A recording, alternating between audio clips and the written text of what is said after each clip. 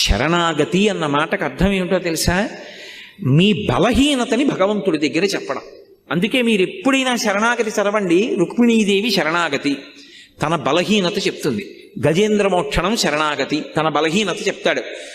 ఈశ్వర, మీరు నాకు మనస్సు ఇచ్చారు, ఇంద్రియాలు ఇచ్చారు, బలం ఇచ్చారు, బుద్ధినిచ్చారు, శాస్త్రం ఇచ్చారు, గురువునిచ్చారు, ధర్మచక్రం దాటి పనులు చెయ్యొద్దన్నారు. కానీ నా మనసు వెంపర్లాడిపోతోంది అక్కర్లేని కోరికలు తీర్చుకోమని.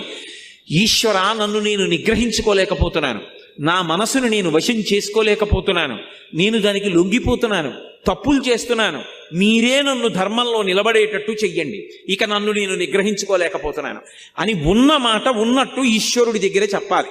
అంతేకాని ఆయన దగ్గరికి వెళ్ళి మహానటుడిలా పరమ ఉత్తముళ్ళ నిలబడకూడదు.